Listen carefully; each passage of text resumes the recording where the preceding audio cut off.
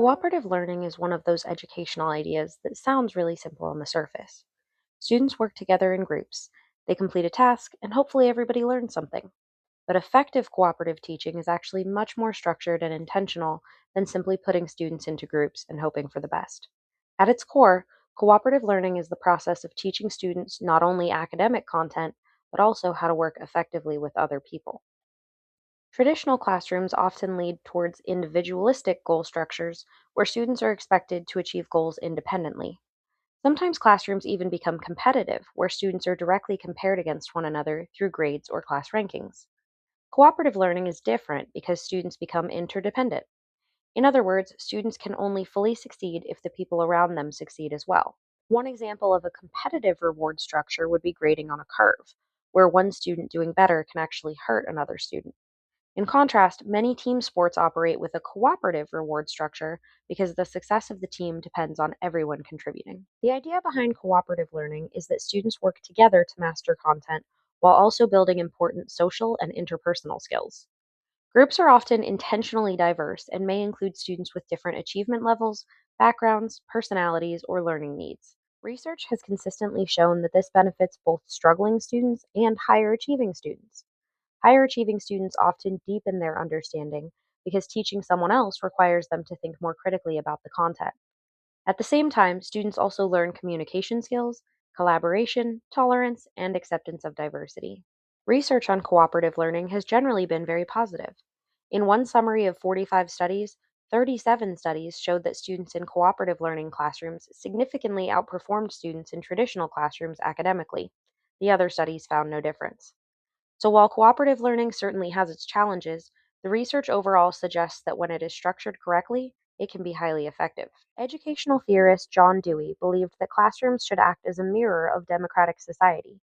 He argued that schools should not simply teach facts, but should also teach students how to participate in communities and work with others. Cooperative learning really aligns with that philosophy because students are practicing communication, compromise, leadership, and teamwork while they learn academic material. Most cooperative learning lessons follow six general phases. First, the teacher clarifies the goals and expectations for the activity. Students need to understand both the academic objective and how they are expected to work together. Second, the teacher organizes students into teams. This transition is actually one of the hardest parts of cooperative learning because 30 students trying to move into groups at once can become chaotic very quickly if routines are not already established. Third, the teacher presents information, often through text, resources, or materials rather than through an extended lecture. Fourth, students work together on their interdependent tasks while the teacher monitors and assists. Fifth, students present their product or complete some type of assessment. Finally, in phase 6, both individual and group efforts are recognized. There are several popular cooperative learning models that teachers may use.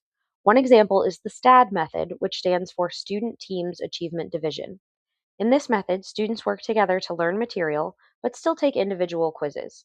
Students are then scored based on improvement rather than just raw performance. Another well known strategy is the jigsaw method. In a jigsaw activity, students become experts on one portion of the material, meet with students studying the same topic, then return to teach their original group.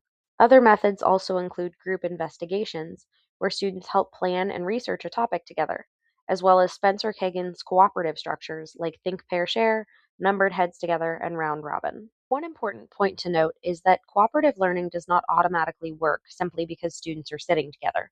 Teachers cannot assume students already know how to collaborate effectively. Students may need to be explicitly taught communication skills, participation skills, conflict resolution, and even active listening. For example, one strategy for teaching active listening is requiring students to paraphrase the previous speaker before adding their own thoughts. These social skills have to be modeled and practiced just like academic content. Teachers also need to be very intentional about group structure.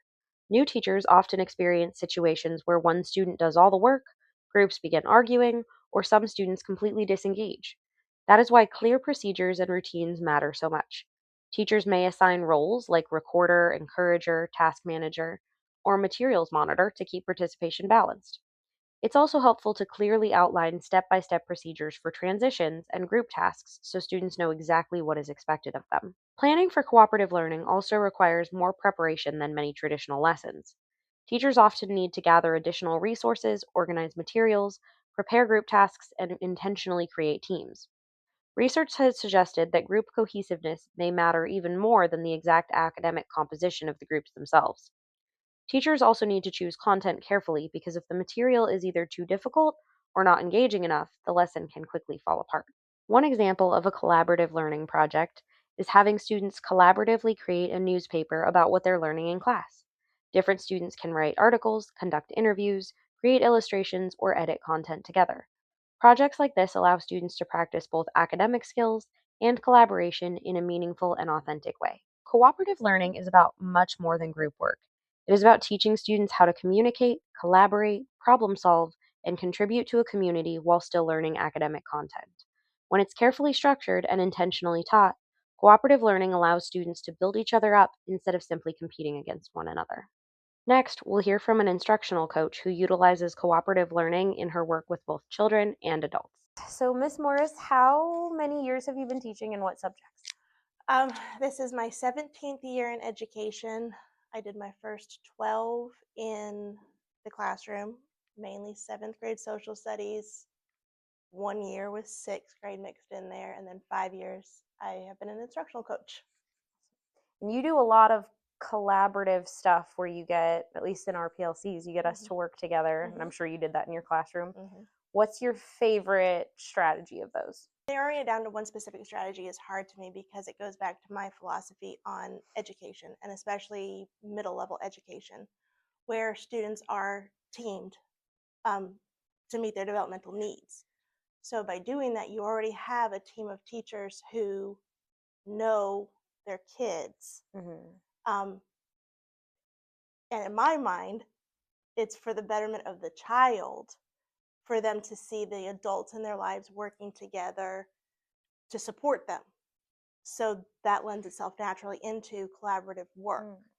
And then taking it outside of just that team of teachers who share a child, a grade level of teachers who are working towards a common good of growing kids, it just makes sense to me in my educational philosophy that you would be working together to move your kids and grow your kids. I also just find it to be more fun when you're working with other people and you're bouncing ideas. That's where the magic really happens. You can see some really cool work come out of students. You can see teachers get excited about what they're teaching, which then lends to more student engagement in the room. I just see it as a win all around. Okay, so if you were coaching somebody on like getting ready for that, what are some steps that they need to follow ahead of time to make sure that it goes well? You just have to be very clear on your communication, clear on your goals of what you're trying to accomplish with your collaboration, including all stakeholders in the planning process makes a big difference. So one of the first steps that I would take is establishing time. And when are we all coming together with this common purpose of working together to plan whatever it is that we're planning, and then holding people to that time. Okay, so it was for kids, maybe like having the timers that you use, and like we're going to work on this together for 5 minutes, and then we'll come back together and letting them know how much time they have. Absolutely, absolutely.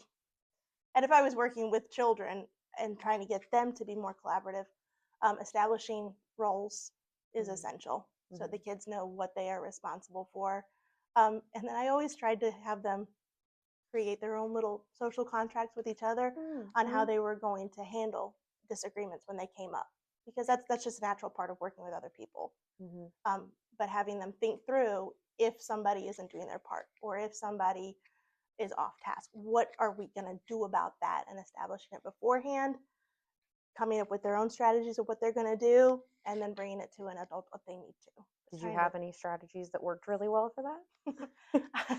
Usually it was a kid saying, it's my job to keep us all doing what we're supposed to do. One of the responsible ones. Yeah. Okay, well, I think that's all I wanted to ask. So thank you. Okay, sure.